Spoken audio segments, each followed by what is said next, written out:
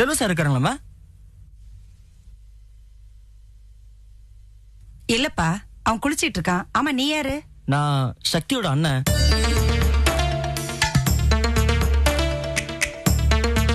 ஓஹோ, அந்த தேவராஜ் மகனா நீ? நான் உன் தங்கச்சியவே கடைக்குள்ள விடக்கூடாதுன்னு சொல்லிட்டு இருக்கேன். நீ குடும்பமாவே வீட்டுக்குள்ள வர ஆரம்பிச்சிட்டீங்களா? அது செல்வ சாருக்கு உடம்பு எப்படி இருக்குன்னு பாத்துட்டு போலாம் தான். ஏமா? டேய், நீ சும்மா இருடா. எனக்கு எதெல்லாம் பிடிக்காதோ அதெல்லாம் தான் இங்க ராஜாங்கம் பண்ணிட்டு இருக்காங்க. இல்ல, செல்வ சாருக்கு உடம்புக்கு முடியல, அதான் என்ன ஏதுன்னு பாத்துட்டு போலான்னு வந்தேன். சரி போதும்பா, அதான் நாங்க வந்துட்டோம்ல, இனிமே நாங்க பாத்துக்கிறோம், நீங்க போலாம். உங்க போக்குவரத்தெல்லாம் கடையோடவே நிப்பாட்டிக்கங்க. வாசு, உள்ள வாங்க வாசு. என்னாச்சு? இல்ல சார், சும்மா தான் வந்தேன். வரேன் சார். என்னம்மா மனுஷியாமா நீ? வீட்டுக்கு வந்தவங்களை இப்படி அவமானப்படுத்துவ? டேய், அதான் நான் சொன்னேன்ல, அவங்க சவகாசமே வேண்டான்னு. அப்புறம் என்னடா? சும்மா இருமா. நீங்களா ஊருக்கு போயிருக்கும் எனக்கு உடம்புக்கு முடியாம இருந்துச்சு, அவங்க தான் பாத்துக்கிட்டாங்க, தெரியுமா உனக்கு?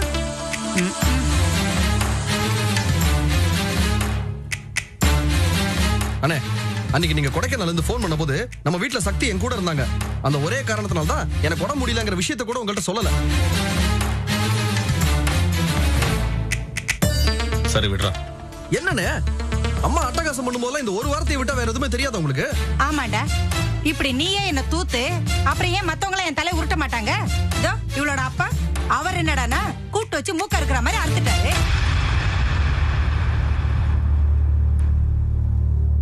அண்ணே, நானும் வந்ததுல பாத்துட்டு தான் இருக்கேன். ஆளுக்கு ஒரு பக்கம் மூஞ்சி தூக்கி வச்சுக்கிட்டு இருக்கீங்க.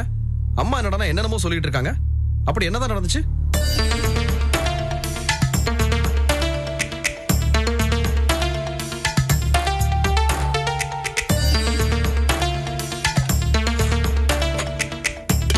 அண்ணி, என்ன இதெல்லாம்? அண்ணன் ஊர்ல இருந்து போன் பண்ணாரு, தேவிப்பட்டினத்துல இருந்து கொடைக்கானல் வந்திருக்கோன்னு ரொம்ப சந்தோஷமா தான் சொன்னாரு. இப்ப என்னமோ ஆளுக்கு ஒரு பக்கம் வித்தியாசமா இருக்கீங்க. என்னதான் நடந்துச்சு சொல்லுங்களேன் யாராவது. அதான் எல்லாரும் ஒண்ணா போனோம்ல, அது ஒண்ணு போதாதா? எப்படி பேசுறா பாரு. அங்க நடந்த எல்லா பிரச்சனைக்கும் நான் தான் காரணங்கிற மாதிரி பேசுறா. அது அவருக்கே நல்லா தெரியும். அதான் செல்வம் கேட்கும்போது பதிலே பேசாம இருந்தாரு. அடிங்க அடிங்க. இப்படி புருஷன் அடிக்கும் போதும் தடுத்து நிறுத்ததுக்கு கூட கையை பிடிக்க கூடாதுன்னு எங்க அப்பா எனக்கு சொல்லி தந்திருக்காரு.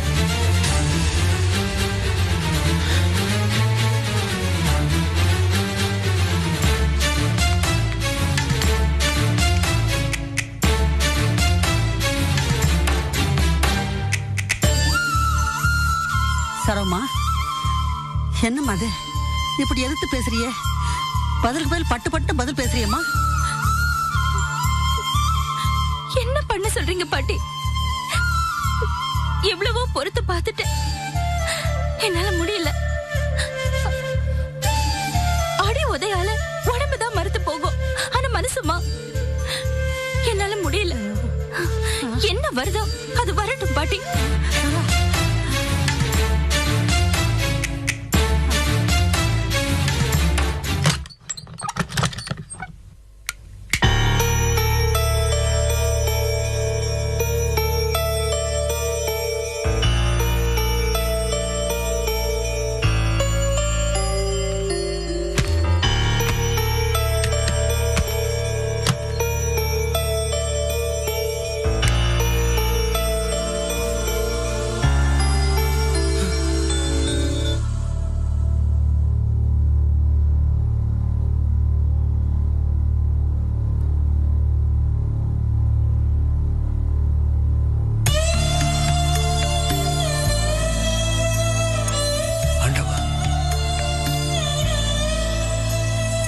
எங்களை இந்த கதி கொண்டாந்துட்டேன்.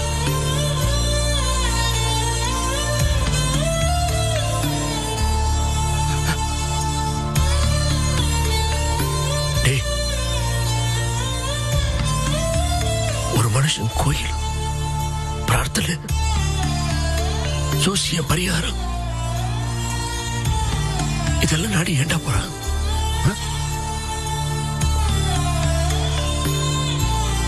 ஒவ்வொருத்தர் வாழ்க்கையிலையும் விடையே கிடைக்காத கேள்விகள், தீர்வே இல்லாத பிரச்சனைகள்லாம் இருக்கு. அந்த நேரத்துல எந்த பக்கம் திரும்பினா நிம்மதி கிடைக்கும்னு தெரியாம திக்குமுக்கார நேரத்துலதான் சோசிக்கிட்டு போறான். அவன் சொல்லுவான், ஐயா உங்களுக்கு இப்ப கஷ்டத்தை அந்த கோயிலுக்கு போய் இந்த பரிகாரத்தை பண்ணீங்கன்னா உங்க சங்கடம் தீர்த்து போயிரு. நமக்கு அப்படித்தானே சொன்னா, அதை நம்பித்தானே போனா. அப்படி போனப்ப தீருன்னு நினைச்ச பிரச்சனை தீராம இன்னும் பெருசா பூகம்பம் மாதிரி விடுச்சுன்னா அந்த தெய்வமே கைவிட்டது தானே அர்த்தம். அப்புறம் அவன் யாருக்கிட்ட போய் முறையிடுவான்?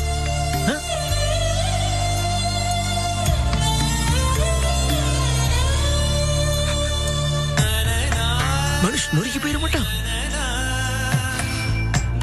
எனக்கு வாழ்க்கையில வந்த பிரச்சனைகளுக்கு நான் என்னைக்கோ நொறுக்கி மண்ணோட மண்ணா போயிருக்கிறேன். ஆனா நான் எதுனா வரைக்கும் தாக்கு பிடிச்சிட்டு வரேன்னா அதுக்கு ஒரே ஒரு காரணம், என்னுடைய தெய்வ நம்பிக்கை, தெய்வ பலம். எனக்கு நினைவு தெரிஞ்ச நாள்ல இருந்து நான் ஆண்டவன் கால கட்டிக்கிட்டே இருந்திருக்கிறேன். அவன் ஒருத்தன் தான் எனக்கு நிம்மதி கொடுக்க முடியும்.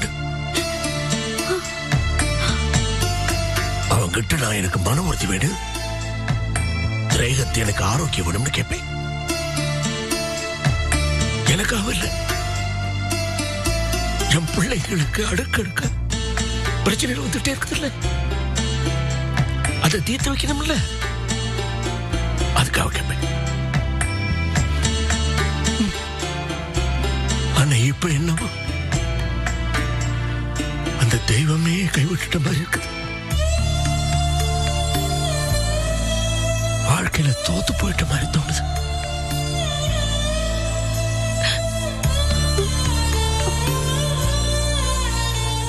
இத்தனைக்கும் பிறகு நான் உயிரை கட்டியா பிடிச்சிட்டு இருக்கிறேன்னா என் பிள்ளைங்க நல்லா இருக்கணுங்கிற ஒரே கவலை தான்.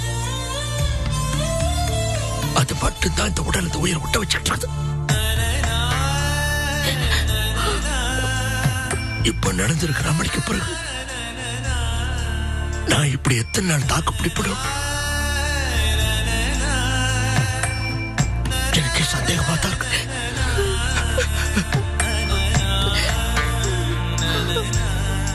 போதும்பா, எல்லாத்தையும் மறந்துட்டு கொஞ்சம் அமைதியா இருங்கப்பா. முடியலையடா.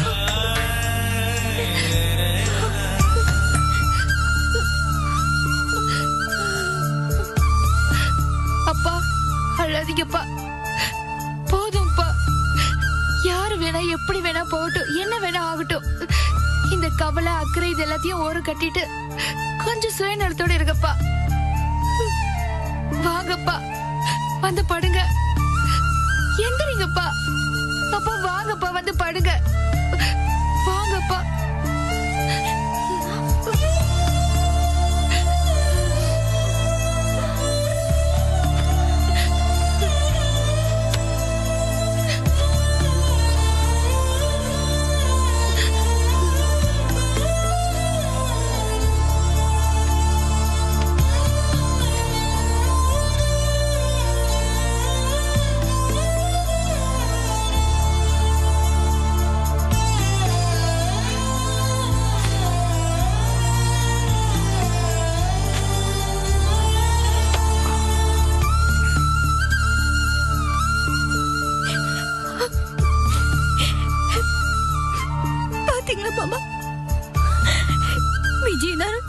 சமாதானம் அது கூட பெருசில்ல மாமா. ஆரம்பத்துல இருந்து நம்ம கிட்ட முகம் கொடுத்து கூட பேசாத சரோ புருஷன் இப்பதான் நல்ல விதமா நம்ம கிட்ட பேச ஆரம்பிச்சாரு. என்னாலே நம்ப முடியல. ஆனா இப்ப பாருங்க, சரோ வீட்டுக்கும் லீலா வீட்டுக்கும் நடுவுல பிரச்சனை ஆகாசம் வரைக்கும் வளர்ந்துருச்சு. லீலா புருஷன் ஏற்கனவே ஒரு குணம் கிட்ட மனுஷன். கடைசி வரைக்கும் அக்கா தங்கச்சிக்கு நாங்க 5 பேரும் ஒற்றுமையா இருக்க கூடாது மாமா. கடவுளுக்கு அது பொறுக்கலையே மாமா. விஜய் கிட்ட சரோ ஆளுங்க கிட்ட விரோதமா நடந்தது தப்புன்னு இப்பதான் மாமா மனசார உணர்ந்த. நாங்க இனிமே சண்டை போட மாட்டோம், ஒத்துமையா இருப்போம்னு சொன்னது கேட்டு சின்ன குழந்தை மாதிரி சிரிச்சு சந்தோஷப்பட்டாப்பா. இப்ப எப்படி நொறுங்கி போயிருக்காரு பாருங்க பாபா.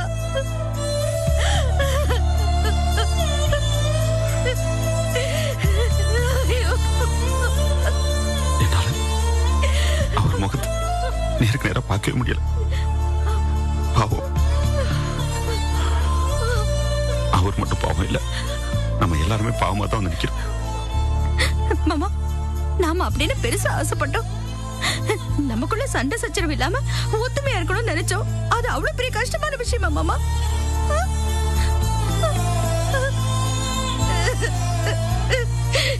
எனக்கு மனசு வெறுத்து போச்சு மாமா. எல்லாருமா ஒன்னா சேர்ந்து சந்தோஷமா இருந்ததெல்லாம் பட்டுன்னு சோப்பு நுர கரைஞ்ச மாதிரி கரைஞ்சு போச்சு மாமா. சரி,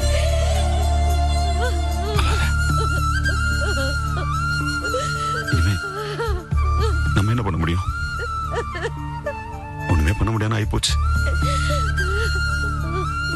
என்னால ஒரு விஷயம் தான் சொல்ல முடியும். அழாதன்னு ஆறுதல் சொல்லலாம், அவ்வளவுதான். சரி,